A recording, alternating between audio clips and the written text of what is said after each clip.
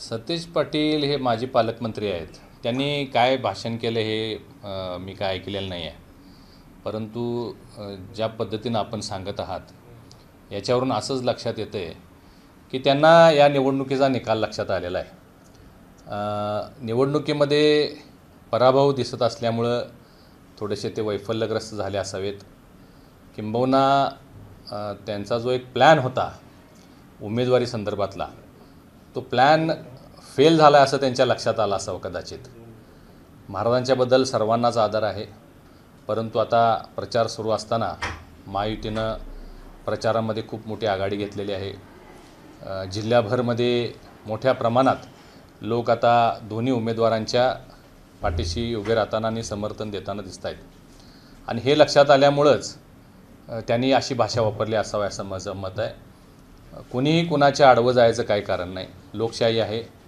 मी तर पहिल्या दिवशी घोषित केलं होतं की आम्ही सर्वच जण महाराजांचा सन्मान करतो, कुणीही त्यांच्या विरोधात टीकाटिप्पणी करू नये, आणि आम्ही ते पाळलेलं आहे आजपर्यंत, भविष्यातही आम्ही ते पाळणार आहोत. परंतु त्यांनी जे वक्तव्य केलं की आमच्या आडवं येऊ नका, तुमच्या आडवं येऊ नका, कोण कोणाच्या आडवं गेलं आहे याच्याबद्दल काही माहिती आहे का?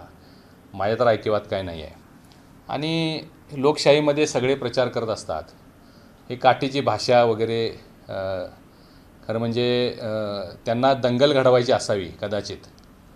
त्यांचा तो नेहमीचा फॉर्म्युला आहे की आपल्या हातातून यश निष्ठत असलं की मग अशा पद्धतीचे काहीतरी स्टंट करायचे आणि लोकांचं अट्रॅक्शन मिळवायचं. खरं म्हणजे ते बहुतेक विसरलेले दिसतात. ते आता गृहमंत्री नाही आहेत. गृहमंत्री असताना ते असे अनेक स्टेटमेंट त्यांचे आहेत, सोडणार नाही, बघून घेऊ, कार्यक्रम करू, उचलून आणू, जाहीर वक्तव्य त्यांनी केलेले आहेत. परंतु आता जरा सांभाळून बोललं पाहिजे, कारण आता आमचं सरकार आहे. ते आता गृहमंत्री नाही आहेत आणि अशा पद्धतीची वक्तव्य करू नये. मला माहिती आहे, कोल्हापूरकरांना माहिती आहे, ते घाबरलेले आहेत. आणि घाबरले की काय होतं हे मी मागे एकदा बोलून सांगितलेलं आहे.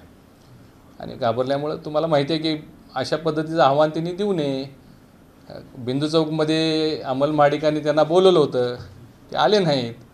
ह्याच्यावरून त्यांनी असं खोटा आव कशासाठी आणावा? प्रचार करा तुम्ही, तुमचे प्रचार, तुमचे मुद्दे करा, आम्ही आमचे प्रचाराचे मुद्दे करतो. कोणीही भाजपचा कार्यकर्ता त्यांच्या आडवं जाण्याचा प्रश्नच येत नाही. शिवसेनेचा कार्यकर्ता त्यांच्या आडवं जाण्याचा प्रश्नच येत नाही. आम्ही मोदींचे काम सांगत आहोत. आम्ही उमेदवारांच्या बाबतची केलेली कामं जनतेसमोर मांडत आहोत.